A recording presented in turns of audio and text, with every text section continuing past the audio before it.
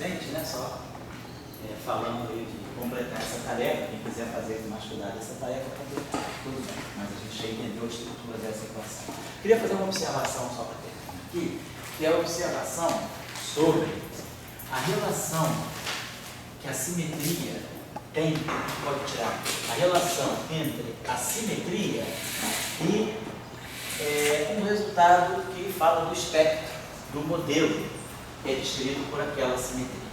Então vamos supor o seguinte: nós podemos ter uma teoria, né, que é um modelo, que tem campos de matéria genéricos. Então, em campos genéricos, vamos supor que a gente esteja numa situação. Oi? Qual o título do. O título seria, vamos colocar assim, vou botar um título assim, simetria, vamos dizer assim, simetrias e, vamos botar simetrias e espectro, um aspecto aqui, né? Simetrias e espectro, vou dar uma discutida nesse aspecto. Nós já falamos em outras situações, né, em aulas precedentes, que, por exemplo, a simetria tem um papel importante. Se uma simetria exata, nós vimos que a presença de uma degenerescência, né? Uma simetria exata, ela faz com que um conjunto de campos partilhe a mesma relação de dispersão. Então, a gente tem as mesmas relações entre energia e momento, né, que um conjunto de campos, desde que eu tenha uma simetria. A gente já colocou essa questão do ponto de vista de que a simetria, o espectro, né, as massas estão ligadas, né, com a energia. Então a gente já fez uma observação, né, de que nós já tínhamos também trabalhado com as relações de dispersão. Quer dizer, quando nós temos uma simetria, nós temos um conjunto de campos que vão partilhar as mesmas relações de dispersão. Então isso aí já foi falado. Simetria e degenerescência nas relações de dispersão, nós já falamos. O que eu queria falar sobre hoje é que, a partir da evidência de uma simetria, a gente pode fazer alguma afirmação sobre a presença de um tipo de partícula no espectro. O que a gente vai querer apontar aqui é a existência, né, ou a presença, né, de um modo ou partícula, né,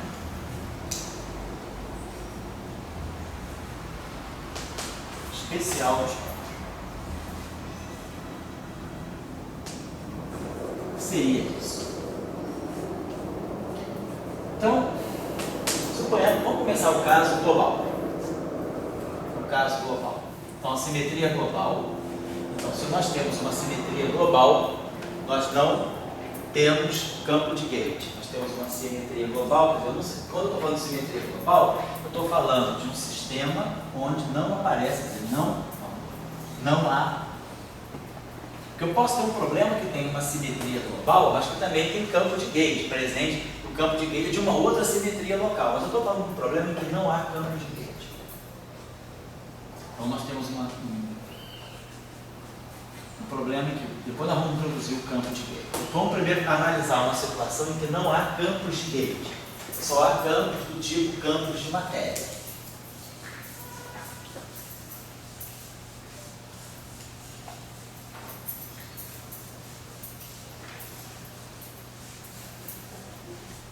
E aí, vamos dizer que esses só tem campos de matéria, então só há campos de matéria.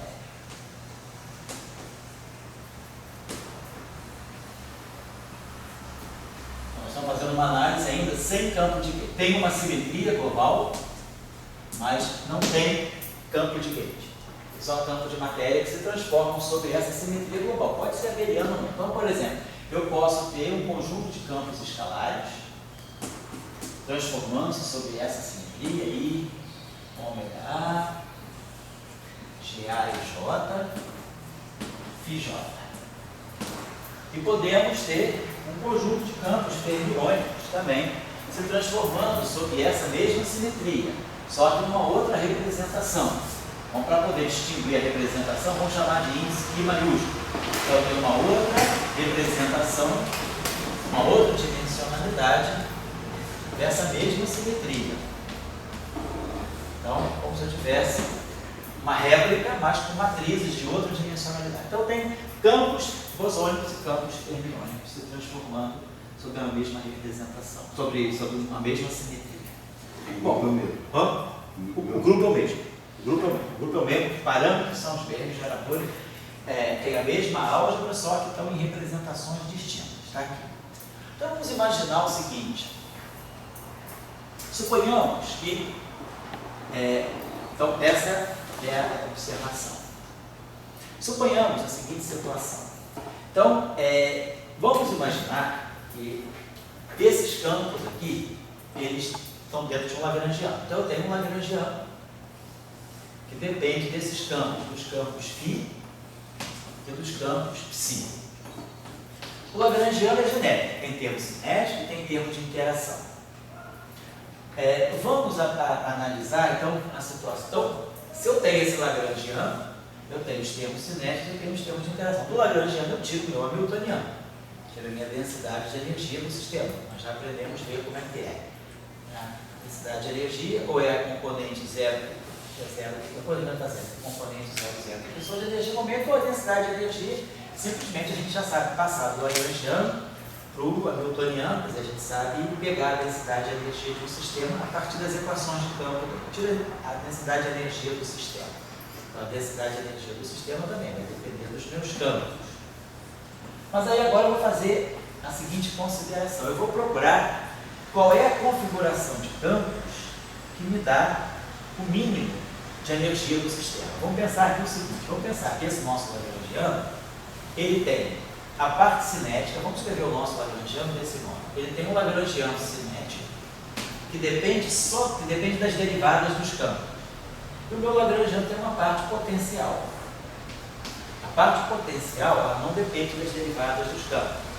É uma parte que não tem nenhuma contribuição de energia devido ao campo estar oscilando no tempo e no espaço. Quer dizer, a parte cinética é a parte que pega, né, a dependência do campo nas coordenadas espaciais. Então é a parte que tem derivado de campo. A parte potencial é a parte que não tem derivado, é a parte que não tem nada de cinético. Então são só os campos, polinômios, né? Potências, multiplicações, são polinômios dos campos. Então isso aqui é a parte de energia potencial, que vai depender também de φ e de ψ. Então vamos agora, quando a gente tira as equações de Euler-Lagrange, por exemplo, as equações de Euler-Lagrange para o φ, né? Nós vamos ter dl, d. As equações de Euler-Lagrange dI, de dl, d, dφ, menos dl, dφ, igual a zero. Então vamos imaginar o seguinte, que a configuração, os termos que têm derivado, eles estão dando a contribuição cinética. Então eu vou imaginar que nós estamos numa situação também que é fisicamente razoável. O que a gente espera? A gente espera que os termos cinéticos tenham contribuição positiva para a energia. Claro que em sistemas de mecânica clássica, né, os termos de energia cinética são sempre P2, momento ao quadrado, sobre dois eles são sempre positivos. Mas numa teoria de campos, eu posso ter termos cinéticos, termos que dependem das derivadas dos campos, mas que podem dar uma contribuição negativa para a energia, por causa da métrica do espaço de Minkowski, que é um ser positivo definida. Não vamos considerar esse caso, vamos considerar o caso usual, que é o campo de Klein-Bosman, o campo de Dirac. Todos esses campos, eles têm um termo cinético que vai dar contribuição positiva para a energia. Então, o caso usual é o caso dos termos cinéticos estarem dando contribuição positiva para a energia. Eu quero buscar, o que eu quero buscar do meu sistema? Eu quero buscar qual é a configuração de campos que dá a mínima energia. Então, a minha busca aqui é, eu vou querer estudar, quer dizer, eu vou buscar as configurações de campo,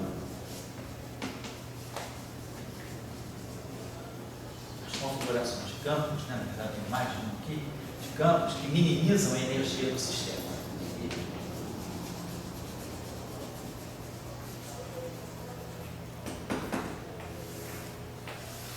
A energia total do sistema.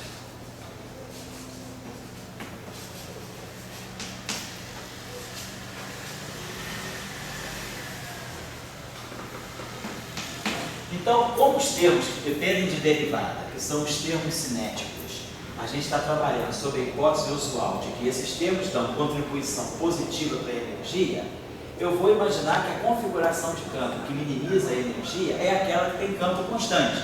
Porque se os campos são constantes no espaço-tempo, todas as derivadas dos campos sendo zero, então se todos os campos tiverem derivadas espaço-temporais zero, isso significa que eu estou trabalhando com configurações de campo que são constantes. Então, se esses campos são constantes, eles minimizam, eles não têm energia cinética. Então, eles estão dando o mínimo para a energia cinética, que é zero. Então, para as configurações de campo constante, as equações de Euler-Lagrange se reduzem a isso aqui. Então, quando eu setorizo, eu vou estudar os meus campos apenas para configurações constantes, que não dependam das derivadas espaço-temporais, as equações de Euler-Lagrange se reduzem a isso. Mas, como L tem uma parte cinética, que depende das derivadas, e uma parte potencial, que não depende das derivadas, querer colocar, quando o campo passa a depender, quando o campo perde a dependência nas derivadas espaço-temporais, a parte cinética desaparece. Isso aqui depende de derivada. Então, o meu lagrangiano se reduz só à parte potencial. Então, as configurações de campo que minimizam a energia do sistema, na verdade, elas devem satisfazer essa equação, que no fundo é a equação que vai me dar os pontos críticos do potencial, mínimos ou máximos, né? Vamos supor, então, que a gente vai se concentrar nas configurações de mínimo. Claro, se a derivada primeira é zero, eu posso ter ponto de mínimo, ponto de máximo, ponto de inflexão. A condição para eu ter ponto de mínimo é que a gente tem aquelas condições que a gente conhece o cálculo de várias variáveis, aquelas condições dos hessianos, né? Basicamente, né, a derivada segunda tem que ser positiva para a gente poder ter pontos de mínimo. Mas vamos dizer então que eu vou me concentrar nas configurações que dão energia, as configurações que dão mínimo de energia para o sistema. Então, eu vou chamar essas configurações de φ0i. Eu teria campos φ0i, que são independentes das coordenadas espaço-temporais e que minimizam a energia do sistema. Vamos supor que esses campos aqui, φ0i, ou então φi, índice zero, são aquelas configurações de campo constante que minimizam a energia do sistema. E, em princípio, eu teria isso aqui também para os férmions, psi zero. Só que a presença, né, se eu tiver um férmion, uma configuração de férmion constante, com um mínimo de energia, se eu tiver uma configuração de mínima energia, com um férmion constante, psi i, são férmion. Então, o férmion psi, e agora o índice termiônico alfa, isso aqui para mim vai ser. Então, eu vou dizer, tem essa configuração aqui não muda. Então, isso aqui seria um férmion, esse zero aqui para indicar que é a configuração de mínima energia. Eu teria um férmion constante, claro, um férmion da família psi, índice alfa é o índice espinorial. Então, a presença de um férmion nessa configuração de mínima energia, o férmion ele tem um índice, que é um índice de Lorentz. Então, esse índice aqui, ele, na verdade, é um índice espinorial, é um índice de uma direção. Não é uma direção do espaço-tempo, mas é uma direção do espaço espinorial. Então, isso aqui daria uma configuração de energia mínima, uma direção preferencial. Uma direção preferencial não no espaço de coordenadas, nos eixos x, y, z, mas uma direção preferencial no espaço dos espinores. No fundo, é uma direção também, ela cria uma direção preferencial. Então, ela quebra a isotropia.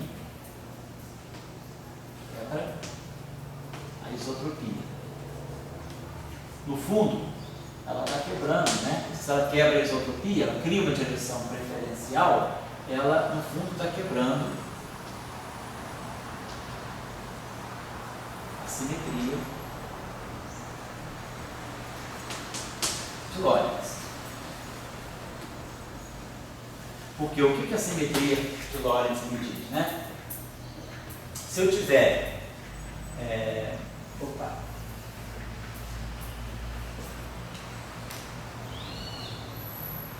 a simetria de Lorentz, quer dizer, eu estou criando uma direção preferencial no espaço dos espinores.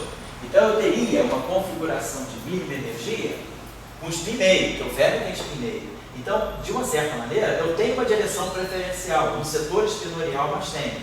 Então, eu estou quebrando a isotropia desse estado de mínima energia. Então, eu não vou querer isso. Nós vamos querer considerar que o estado de mínima energia do sistema, ele deva ser um estado completamente isotrópico. Por quê? Por que a gente imagina que seja o estado de mínima energia do sistema?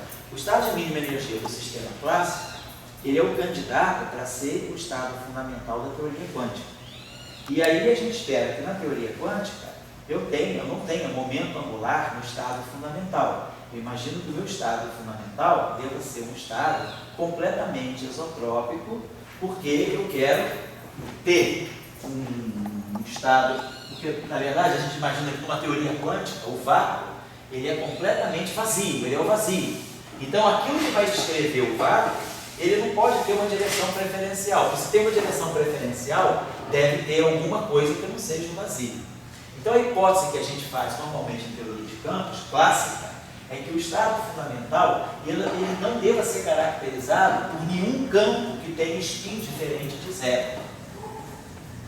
Todos os campos que têm spin diferente de zero, se eles tiverem uma configuração não trivial do estado de mínima energia do sistema, eles estão criando uma direção preferencial. Então estão quebrando a isotropia daquilo que seria o vácuo da teoria quântica.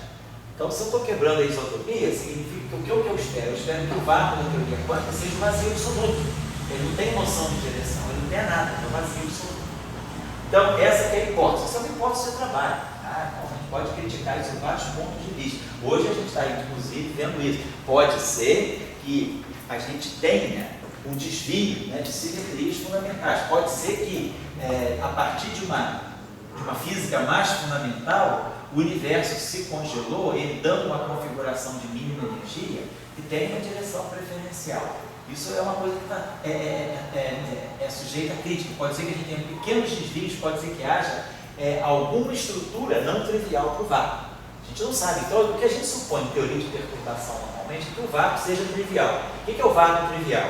O vácuo trivial é o vácuo que não tem momento, é o vácuo que não tem energia e é o vácuo que não tem momento angular. Se ele não tem momento angular, ele é isotrópico. Ele é igual em todas as direções. Então, é isso que nós estamos supondo aqui. É que nós temos um estado de mínima energia, um estado de mínima energia,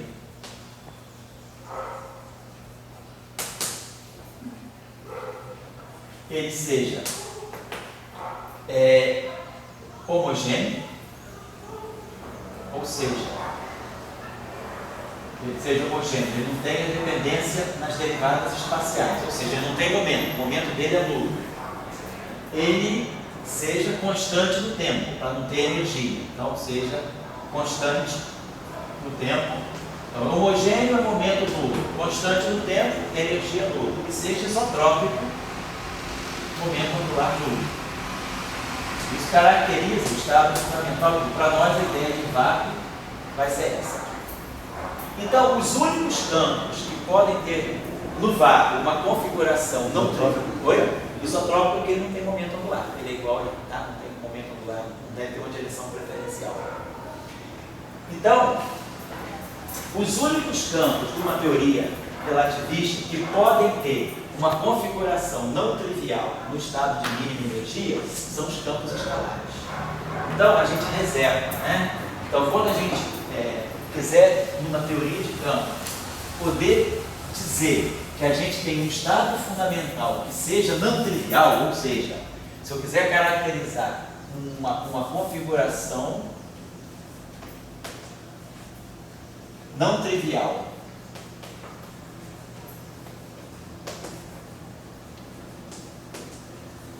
de mínima energia,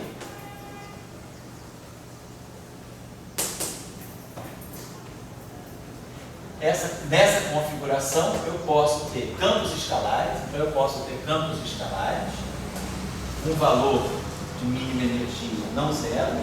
Agora, os campos espinoriais são zero, e os campos vetoriais também. Qualquer campo que tenha spin maior do que 1, vou colocar qualquer campo cujo spin seja maior ou igual a meio, qualquer campo com spin maior ou igual a meio, vai ter que ser identicamente zero. Nessa configuração tem que ser zero.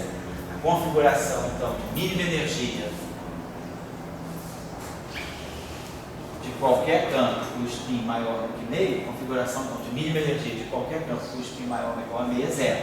Por quê? Porque isso proíbe, evita do vácuo ter uma direção preferencial, ou seja, ter um momento angular intrínseco, ter uma direção quebrar a isotropia. Essa é a hipótese do trabalho que a gente faz. Então eu só vou poder centrar, para olhar as configurações de mínima energia, eu só vou poder olhar, eu vou diretamente olhar no setor de escalares. Então o que a gente vai poder dizer é que, suponhamos então que nós estejamos numa situação em que eu tenha campos escalares em configuração, uma configuração não trivial no vácuo, no estado de mínima energia.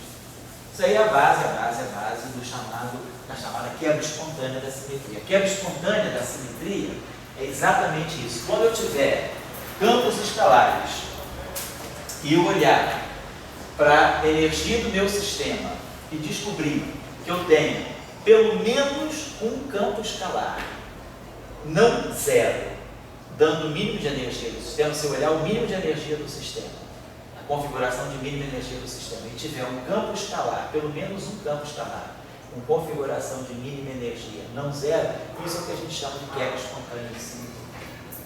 Então, para nós, o que a gente chama de quebra, né? Espontânea.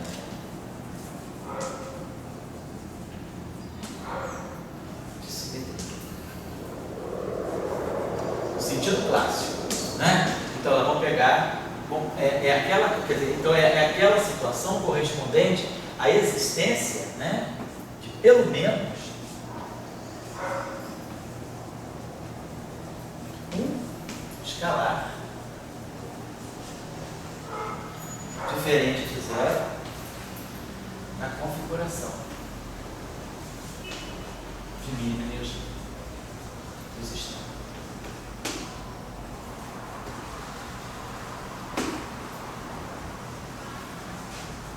Isso para nós é a quebra espontânea da simetria. Nós vamos ver em outras situações, né?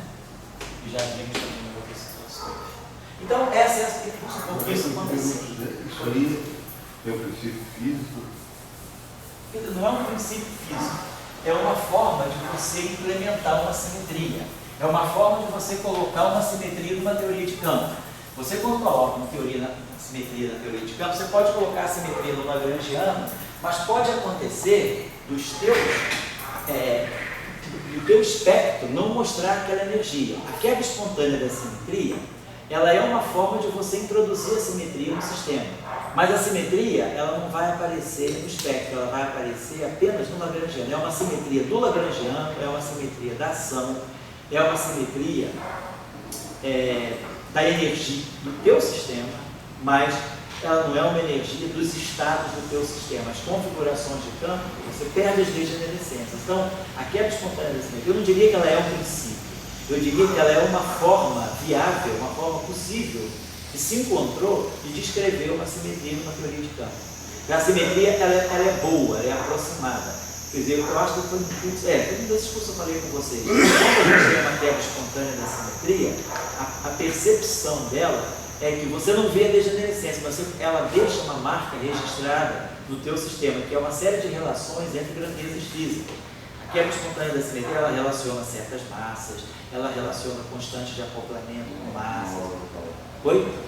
Falei isso na aula, falei? Então, eu acho que eu veria mais a quebra espontânea da simetria. Como é que a simetria foi completamente perdida?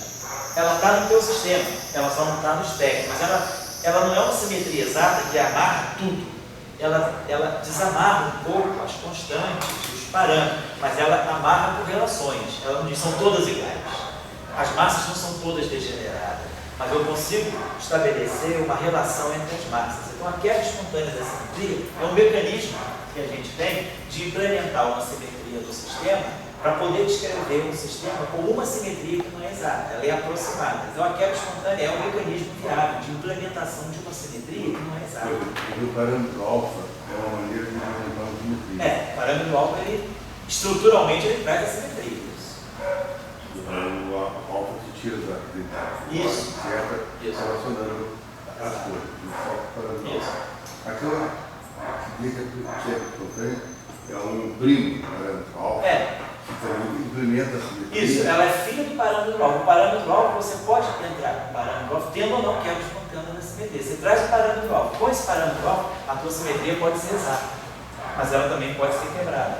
Então o parâmetro alfa é o objeto mais fundamental. Ele traz a simetria para o teu sistema. Agora, quando você vai implementar a simetria de uma forma ou de outra, o parâmetro alfa já fez a parte dele, ele já trouxe a simetria.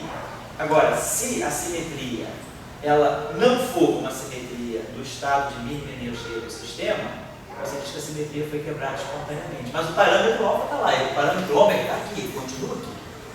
Então, por exemplo, suponha que eu tenho N campos aqui. Eu tenho N campos. Eu tenho φ.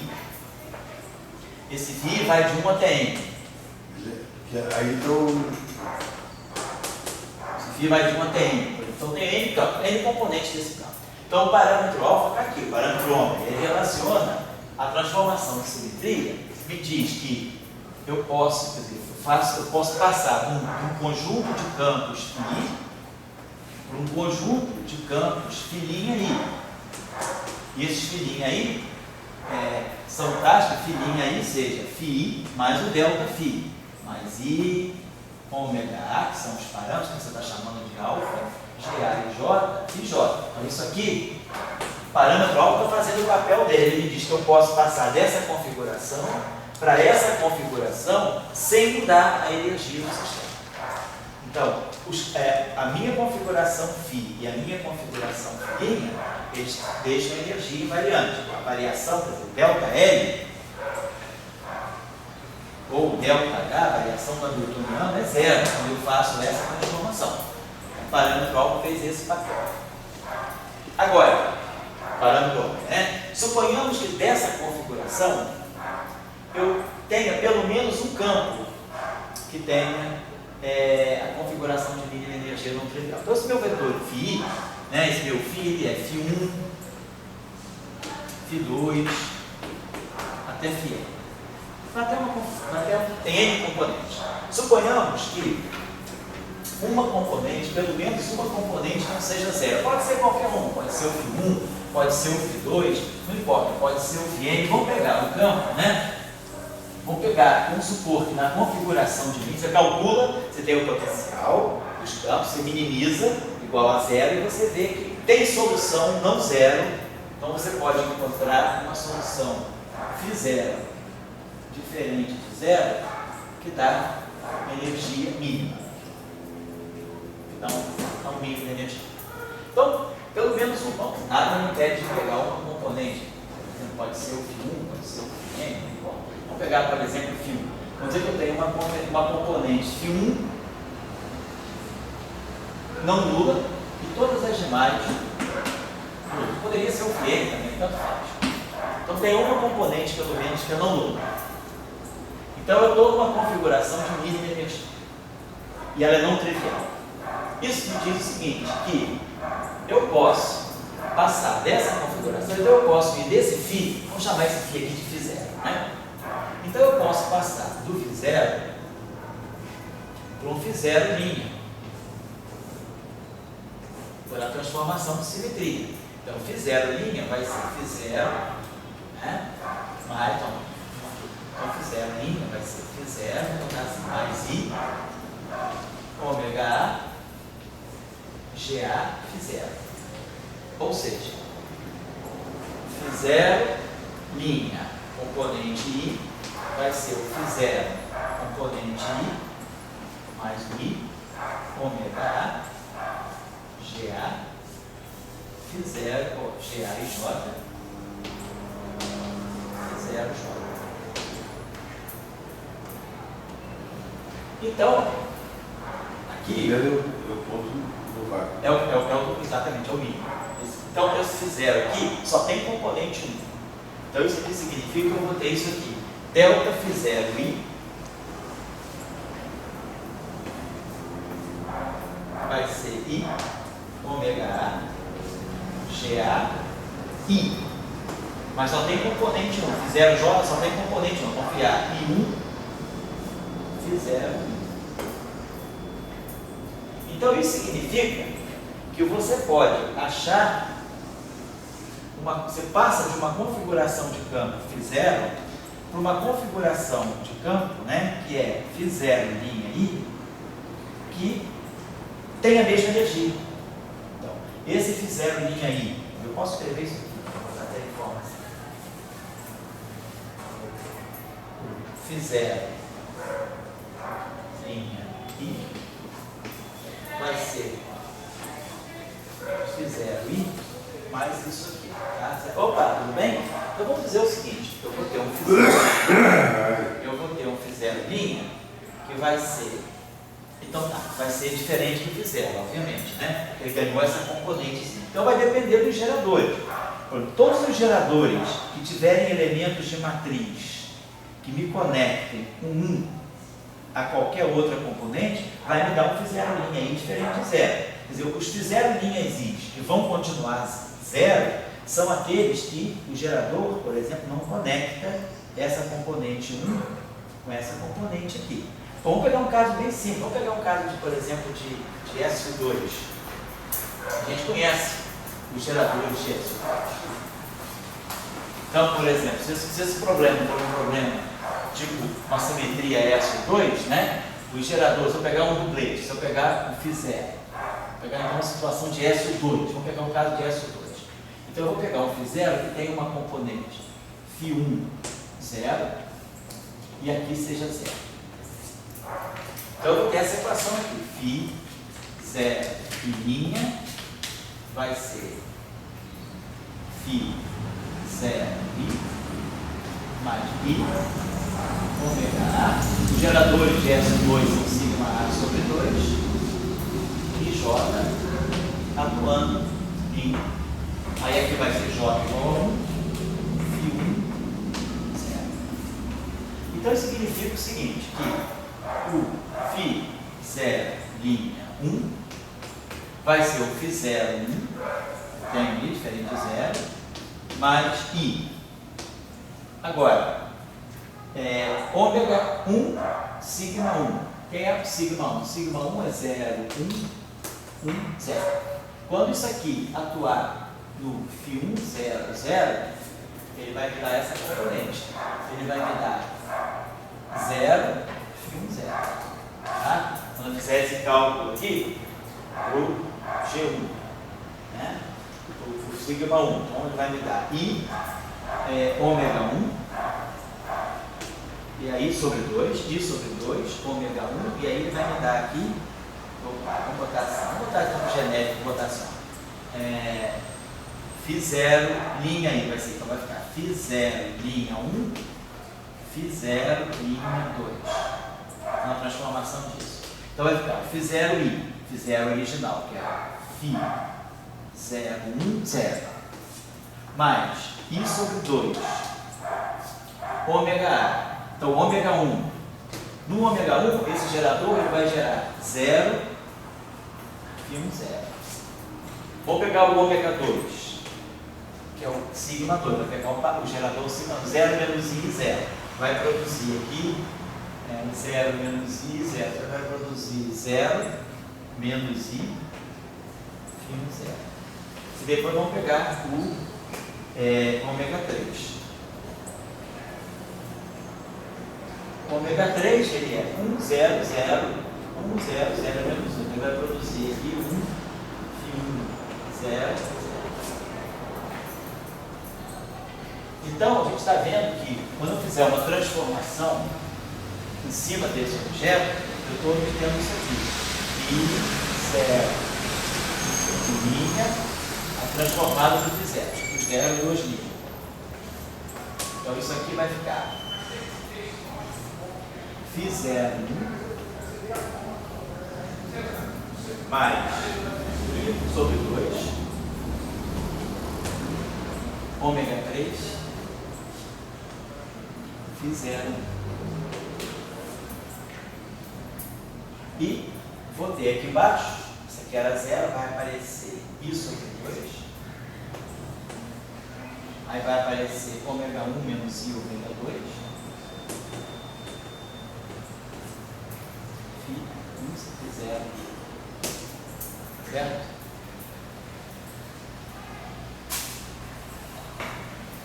Tá certo, né? Isso. Então,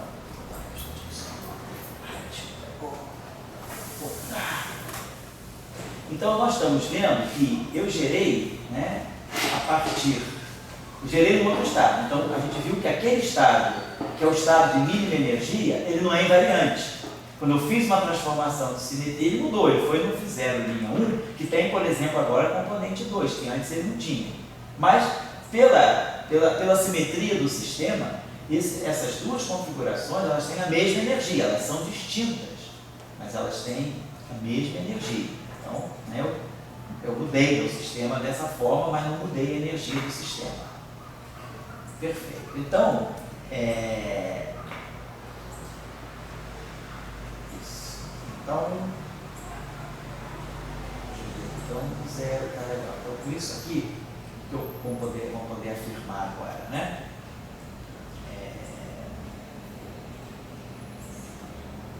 Quando eu peguei o meu gerador sigma A, né? Então, se a gente pegar o nosso, se a gente pegar o nosso gerador sigma A, sigma 1, o nosso gerador sigma 1, quando ele atua a configuração de mínima energia é essa, ela tem isso diferente de zero, isso igual a zero. Para ficar correndo toda hora esses índices todos, vamos chamar isso aqui de V0, isso aqui de zero. Isso aqui é a configuração de mínima energia. Se V0 eu fizer o sigma 1 atuando nisso, ele me dá 0, 1, 1, 0. Me dá o próprio, quer dizer, ele é 0, 1, 1, 0. Atuando em V0, 0. Então ele me dá 0, V0. Certo, né? O sigma 2 atuando nisso, está me dando 0, menos I e 0. Está me dando então 0 e V0. E o sigma 3 atuando nisso, me dá o próprio. Me dá V0, 0. Não muda, né? Aí é diagonal, então 1, 0, 0, menos 1. Então tá legal, vou falar.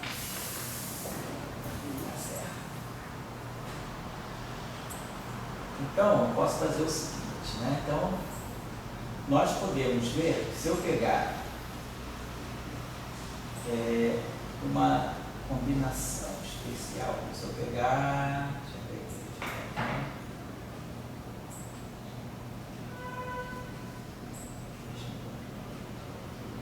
tem algum, então esse objeto aí, então, nesse caso aí, nenhum desses geradores, todos esses geradores atuando no estado de mínima energia, eles modificam para uma outra coisa.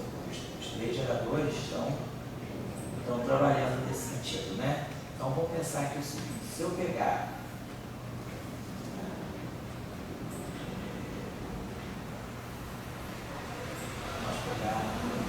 uma combinação, deixa eu ver o seguinte, se nós pegar V0, quer dizer, o sigma 2 e o sigma 3 aqui relacionam. Se eu pegar, por exemplo, o gerador sigma 1 mais e sigma 2, tá certo? Vou pegar, posso pegar o gerador sigma 3.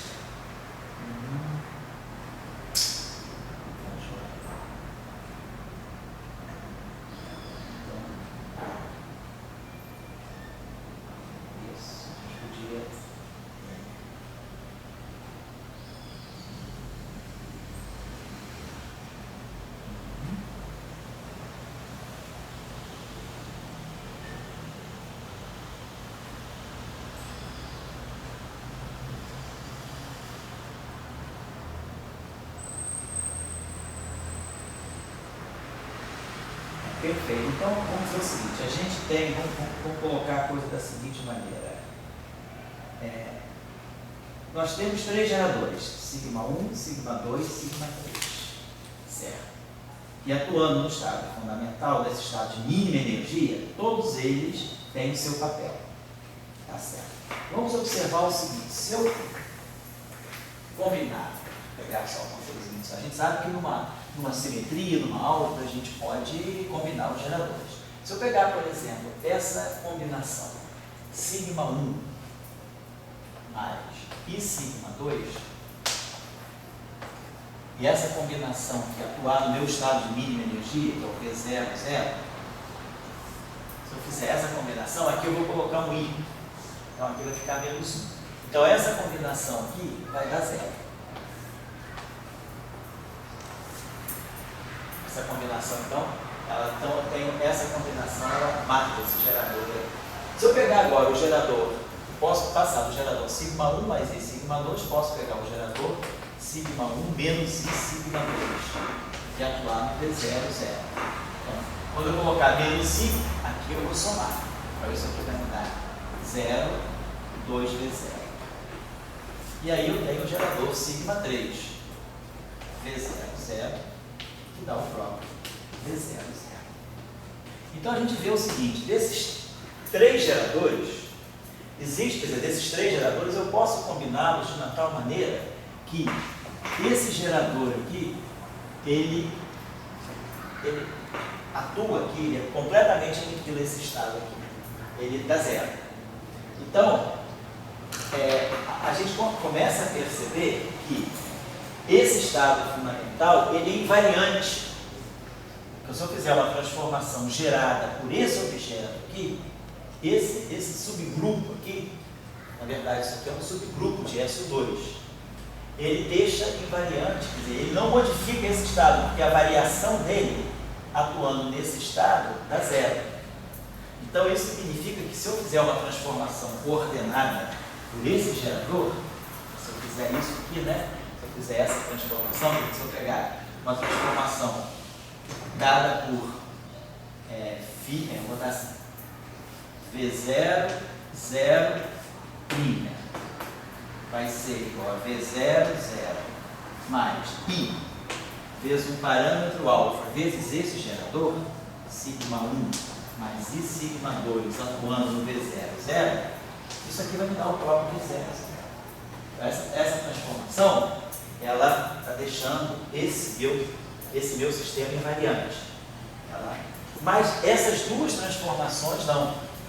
Elas estão modificando, elas dão uma alteração no estado de mínima energia. Então isso eu queria chamar a atenção. Então nós vamos agora, na próxima aula, vamos partir disso aí, para a gente trabalhar essa situação. O que está acontecendo então?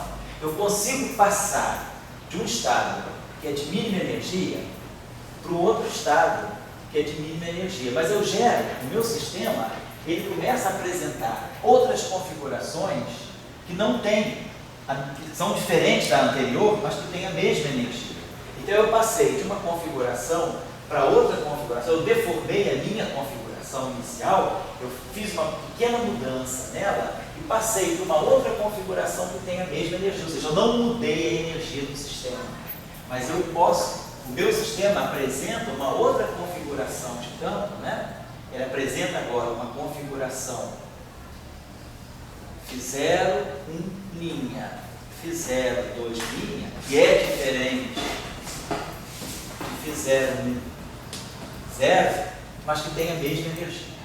Então significa que eu posso passar de uma configuração para essa configuração que é constante, né? Porque os parâmetros são todos constantes. Eu vou gerar o objeto que a gente tinha apagado aquela expressão que é constante.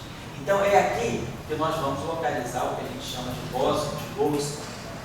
Significa que o meu sistema, ele sofreu quebra espontânea de simetria. Então nós vamos poder sempre encontrar nesse sistema um objeto, uma configuração de campo que vai corresponder a um módulo, é como se o sistema pudesse apresentar um outro módulo que tem energia zero. Nós vamos entender o que significa uma energia zero, na verdade. Ele tem uma frequência que vai a zero quando o vetor de onda vai a zero. Ou seja, ele tem uma relação de dispersão linear que vai corresponder para nós, na teoria de partículas, a uma partícula de massa zero. Então, isso que eu quero chamar um pouco a atenção. Na próxima aula, só fiz esse exemplo aqui numérico para poder fixar um pouco as ideias, não sei se ficou bem claro, mas na próxima aula, se você quiser, eu repasso. Mas a gente vai começar a ver que, se a gente tem uma simetria Essa simetria é uma simetria do Lagrangiano, mas essa simetria não deixa o estado de mínima energia invariante. Ao transformar o estado de mínima energia, ele muda. Então, o meu sistema naturalmente vai apresentar uma partícula bem definida, um modo de propagação bem definido, que nós vamos identificar como sendo o bóson de Bose. É isso que eu quero chamar a atenção. Então, é a relação entre, pela simetria, pelo modo da simetria penetrar no meu sistema, eu já consigo prever se o meu sistema, que tipo de partícula o meu sistema pode apresentar. Então, é um argumento muito forte, né, em favor da simetria. Eu vou fazer esse exemplo no caso do SO2 e vou fazer no caso do SO3 também, que pode ficar um pouquinho mais evidente, porque eu não preciso fazer combinação de geradores. Mas o que eu estou fazendo aí é uma coisa menos trivial, mas é importante a gente saber que a gente, quando faz uma transformação, esses geradores podem se combinar. Quando eu passo de uma base de geradores para outra base de geradores, eu estou simplesmente mudando uma base na aula, então não tem problema nenhum, a física não muda. Mas eu consigo perceber, às vezes, alguns fatos mais claramente numa base do que na outra base. É isso que eu estou querendo dizer. Então, na próxima aula, a gente vai retomar a partir daqui dos bósons de Bose, para a gente depois ligar no campo de Gauge e ver que aparece o mecanismo de Higgs. Como é que o mecanismo de Higgs lida com o bóson de Bose. Nós vamos ver na próxima aula. Sem campo de Gauge, o que eu tenho é o bóson de Bose. Com o campo de Gauge, o bóson de Bose, ele tem uma destinação diferente. E aí a gente tem o chamado mecanismo de Higgs. É isso que eu quero explicar para vocês, com base apenas na argumentação da simetria. Bom, então a gente continua aí no próximo ponto. Mas achei que tem uma condição clara aqui onde a quebra espontânea não é um princípio físico. Não é um princípio. Não é maneira de implementar a simetria. Não é um princípio físico, não. Quebra espontânea de simetria. O que é o princípio físico pode ser a simetria. Mas se aquela simetria, aí você tem várias maneiras de implementar uma simetria, ou de não implementar. Mas a quebra espontânea é um mecanismo. É um mecanismo no qual você lança a mão para poder trazer uma simetria para um sistema, uma simetria que não é exata, né?